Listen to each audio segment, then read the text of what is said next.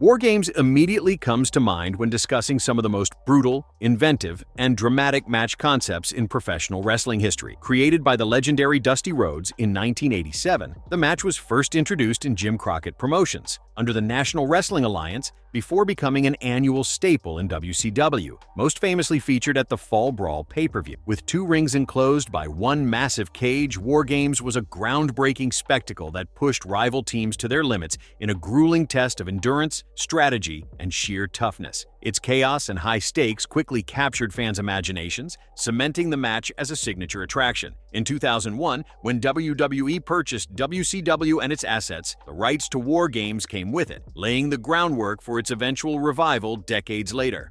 The origins of WarGames. When wrestling fans talk about match concepts that change the game, few spark as much excitement as WarGames. Its creation in 1987 was the brainchild of the American Dream, Dusty Rhodes, one of wrestling's most charismatic and creative minds. Dusty had always been a master at blending storytelling with spectacle, and he wanted to design something that captured the chaos of faction warfare in a way fans had never seen before. His inspiration came from an unlikely source, the post-apocalyptic movie Mad Max Beyond Thunderdome. The film's iconic steel structure and brutal fights inside a massive cage gave Dusty the idea of trapping 2 rival teams inside an unforgiving double cage environment. For Dusty, WarGames was a combination of theater, violence, and raw emotion all rolled into one. To understand why WarGames made such an impact, it's important to look at the wrestling climate of the late 1980s. The National Wrestling Alliance, particularly Jim Crockett Promotions, was locked in a fierce battle with Vince McMahon's World Wrestling Federation. While WWF was going national with larger-than-life characters like Hulk Hogan and colorful storylines designed for mainstream audiences, JCP positioned itself as the grittier, more hard-hitting alternative. Fans who craved realism and intensity often gravitated toward NWA programming, but Crockett Promotions needed something that could stand toe-to-toe with WWF's spectacle. Dusty Rhodes' WarGames concept gave them exactly that, a match so brutal and unique that it couldn't be ignored. The very first WarGames match took place on July 4, 1987, during the Great American Bash Tour in Atlanta, Georgia. It was promoted as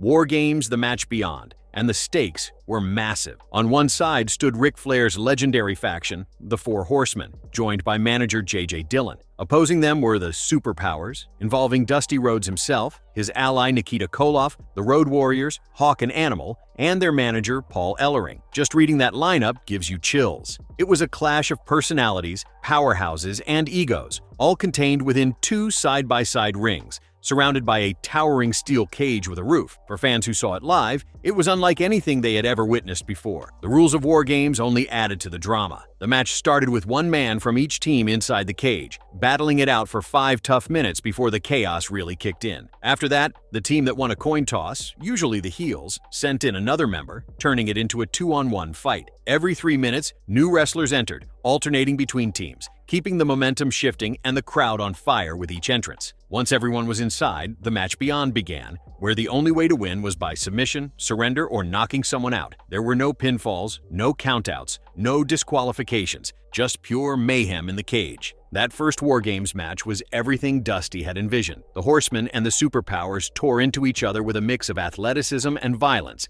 that had the Atlanta crowd on its feet the entire time. The sight of 2 teams of warriors battling inside the steel cage felt both chaotic and structured, giving fans a perfect blend of spectacle and storytelling. The addition of managers like J.J. Dillon and Paul Ellering further heightened the stakes, creating a sense that entire factions, not just individual wrestlers, were at war. By the time the match ended, WarGames had proven itself to be a true spectacle, an unforgettable event in every sense. So, why did WarGames work so well? At its core, it tapped into the timeless appeal of team warfare. Fans could rally behind their favorite groups, boo the villains, and watch alliances either strengthen or crumble under pressure. The unique visual of 2 rings enclosed in one massive cage immediately set it apart from anything else on television. It looked dangerous, and the wrestlers treated it as such. Every slam into the steel, every dive from the ropes, and every moment of desperation carried weight. The sense of danger was real, and fans knew it. For WCW and JCP at the time, WarGames was the perfect response to WWF's dominance in the mainstream market. While McMahon's product dazzled with pageantry, Dusty Rhodes' creation gave fans raw intensity. It was the kind of match that made you believe these rivalries weren't just storylines. They were personal, bloody, and meant to be settled in the harshest way possible. WarGames became an annual attraction, most famously tied to WCW's Fall Brawl pay-per-view, and it established Dusty Rhodes as not only a top star but also one of wrestling's greatest innovators. Looking back at its origins,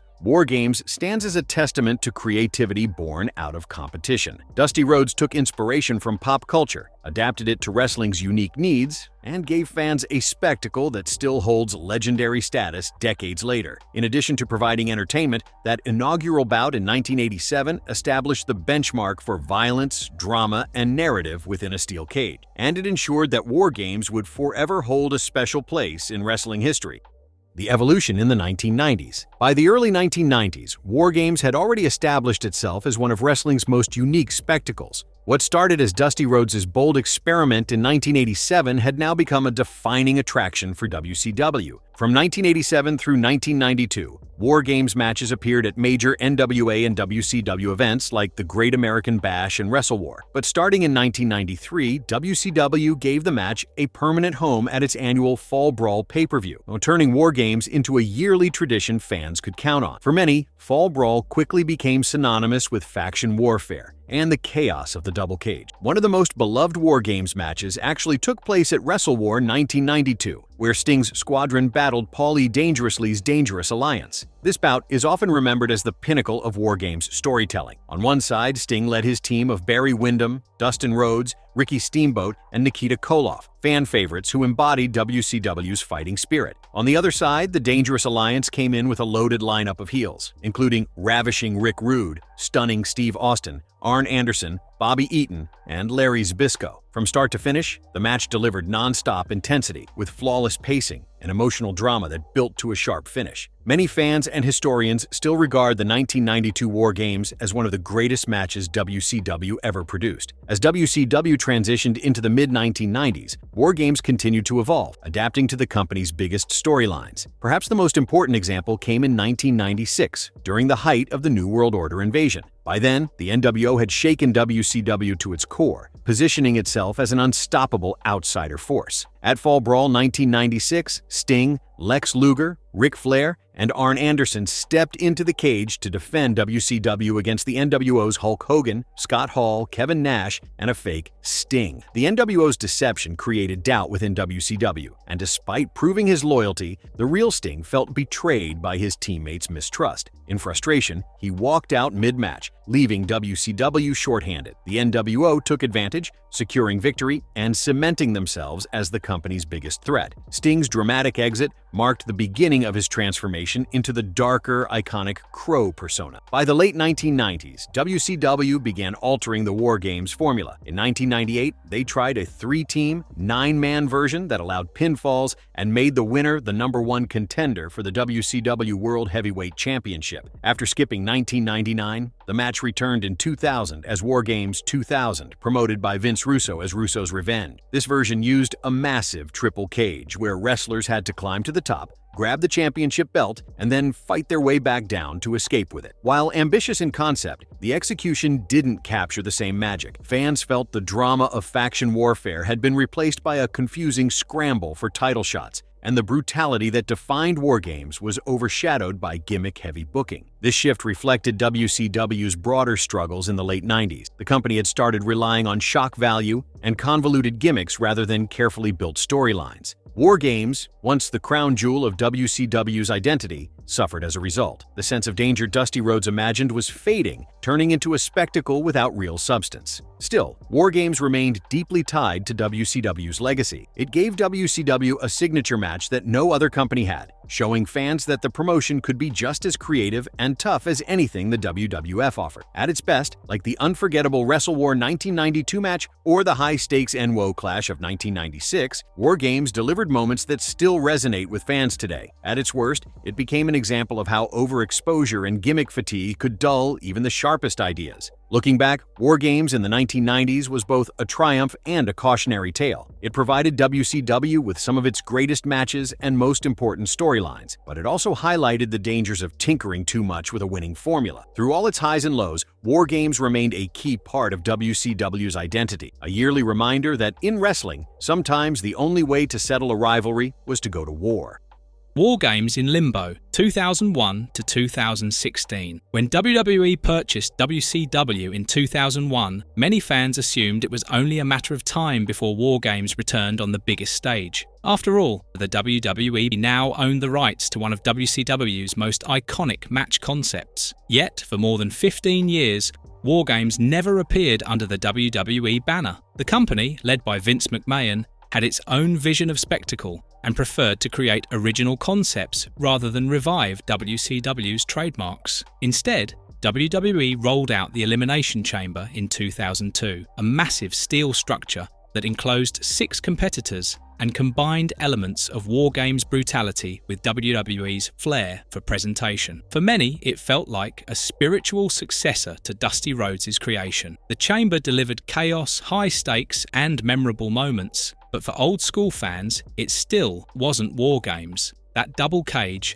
featuring wrestlers entering one by one, and the high stakes of championship matches had a magic that couldn't be replicated. During this period, WarGames lived on mostly through nostalgia. Fans traded tapes of the classic Horseman and NWO matches, and discussions about its potential return regularly popped up in wrestling circles. You could see its influence everywhere, from multi-man gimmick matches to TNA and other promotions trying their own versions of cage warfare, but none of them ever carried the same impact as Dusty's original vision. Behind the scenes, however, there was one man who believed WarGames still had life left in it, Triple H. A student of wrestling history and someone who respected WCW's contributions, he saw the value in reintroducing WarGames to a new generation. Yet timing and company philosophy delayed its comeback. Vince McMahon's creative approach leaned heavily toward WWE's own creations, and for years, WarGames sat on the shelf, cherished by fans, but unused. Then, in 2015, Dusty Rhodes passed away. His loss was deeply felt across the wrestling world, but nowhere more than in NXT, where he had served as a mentor to countless young talents. Dusty, the American Dream, was the dream maker for a new generation. Reviving WarGames began to feel less like a business decision and more like a tribute to his legacy. This long absence only added to the mystique. WarGames became one of those lost treasures of wrestling, something fans longed for but never expected to see again. By the mid-2000s, however, with Triple H gaining more influence through NXT, and WWE's appetite for nostalgia growing, the stage was finally being set.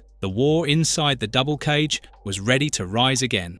WarGames in NXT, 2017 to 2021. After sitting on the shelf for over 15 years, WarGames finally returned in 2017, not on the WWE main roster, but in NXT, led by Triple H, who had long pushed to bring the match back. NXT TakeOver. WarGames became the first time Dusty Rhodes' creation was staged under the WWE banner. For many longtime fans, it was surreal to see the double cage back, and for younger fans, it was their first taste of the legendary stipulation they had only heard about. The first NXT WarGames took place at NXT TakeOver, WarGames in Houston, Texas, on November 18, 2017. It was a landmark moment, bringing Dusty Rhodes' vision back to life for a whole new generation of fans. Competing in the match were the Undisputed Era, Sanity, and the alliance of the Authors of Pain with Roderick Strong. While the concept stayed true to Dusty's original vision, WWE made some key adjustments. Most notably, the cage no longer had a roof. This wasn't by accident, as modern NXT was built around big aerial moves and high-risk spots. Leaving the top open let wrestlers pull off jaw-dropping moments that matched today's style. The rules also differed slightly, with each team starting in separate shark cages and joining the match in timed intervals. Once all participants were inside, a victory could now be decided by either pinfall or submission. The match mixed classic elements with modern flair, bringing WarGames to a new audience while still respecting its legacy. From that point on, WarGames became a staple of NXT's biggest takeover shows, with the Undisputed Era at the heart of it all. Led by Adam Cole, the group stepped into every men's WarGames match from 2017 to 2020, carving out their place in history. Just like the Four Horsemen back in the day, they became the top heel faction of their era, always in the spotlight and always causing chaos. Adam Cole, in particular, grew so connected to the match that his name became almost synonymous with WarGames itself. Their battles against teams featuring Ricochet, Pete Dunne, the War Raiders, and later stars like Tommaso Ciampa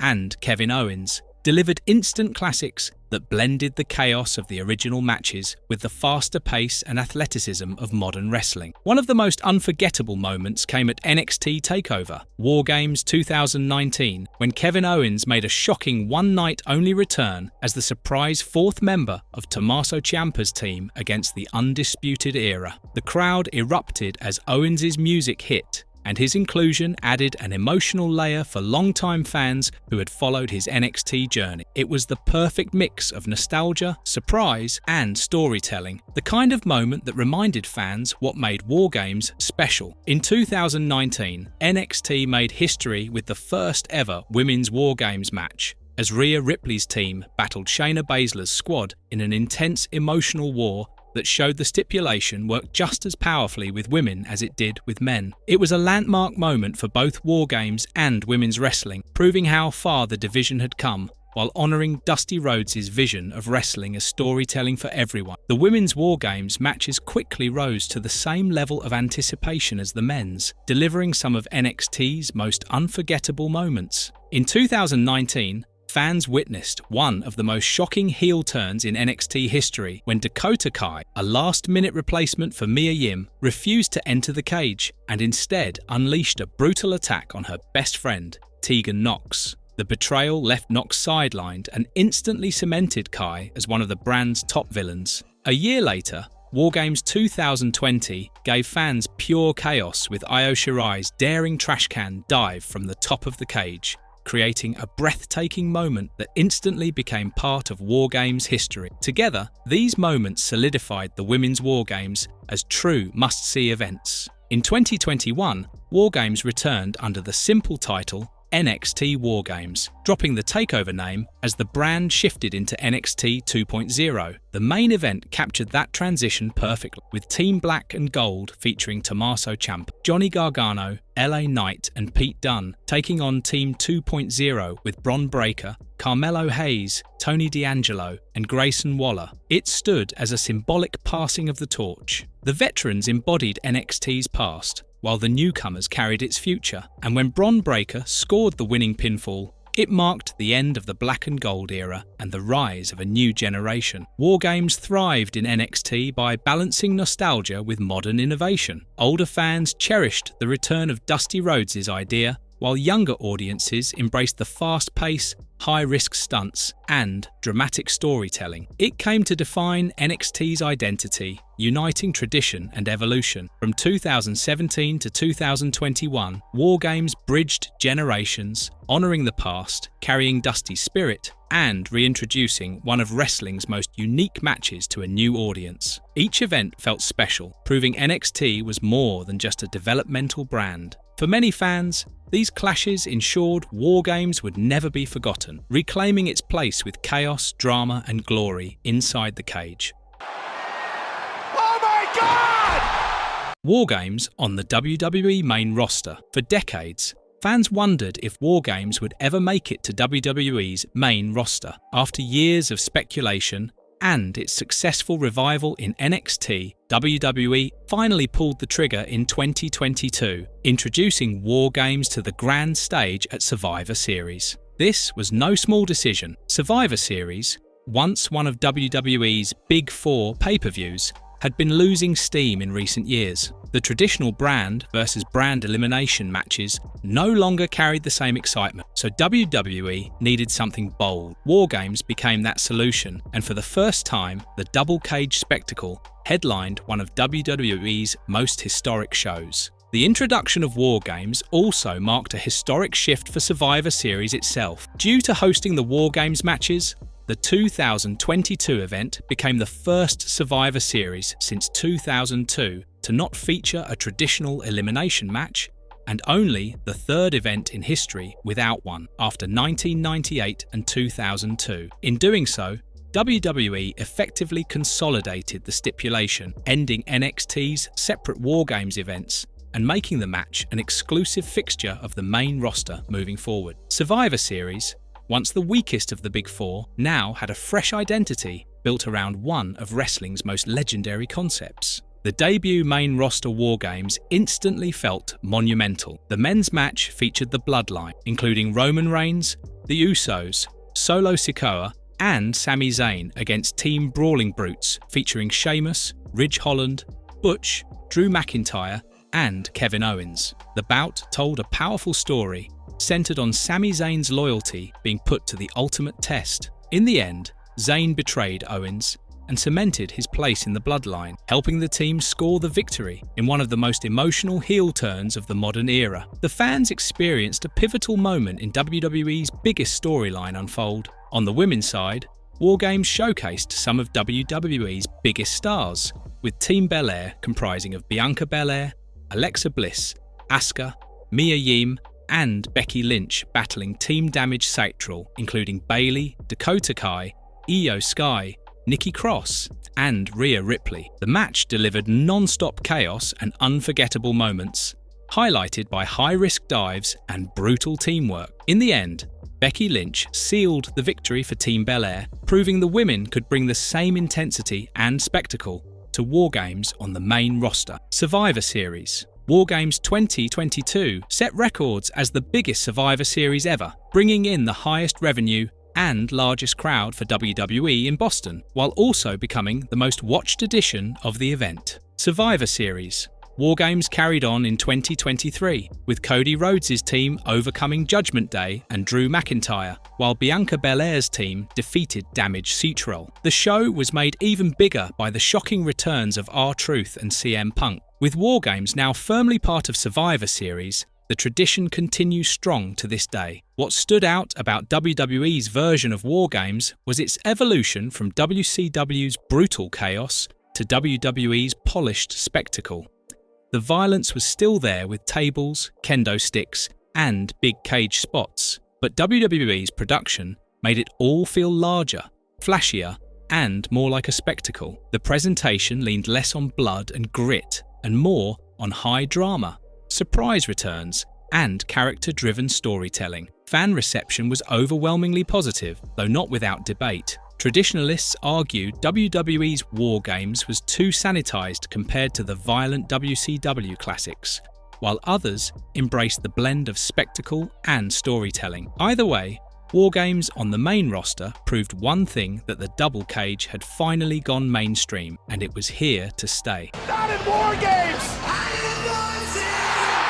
Marvelous verdict. WarGames remains one of wrestling's most enduring and legendary concepts. What started as Dusty Rhodes' wild vision in 1987 became the backbone of WCW's identity, a brutal double-ring, double-cage spectacle that defined an era. Decades later, WWE put its own stamp on the match, blending nostalgia with modern storytelling and proving that WarGames could evolve without ever losing its aura. And it's not just WCW or WWE, as variations of WarGames have popped up everywhere, from ECW's Violent Spin to AEW's Blood and Guts to adaptations in New Japan Pro Wrestling and Impact. The idea has lived on across companies and continents. So whether you grew up on the blood-soaked classics, NXT's reinvention, or WWE's modern blockbusters, one thing's clear: that WarGames has stood the test of time. Do you think WWE's modern WarGames has lived up to Dusty Rhodes' original vision? Or do you prefer the old-school chaos of the WCW era? Let us know in the comments below. And that's the story of WarGames. Thanks for watching. If you enjoyed this deep dive, don't forget to like, subscribe, and hit that notification bell for more marvelous wrestling deep dives.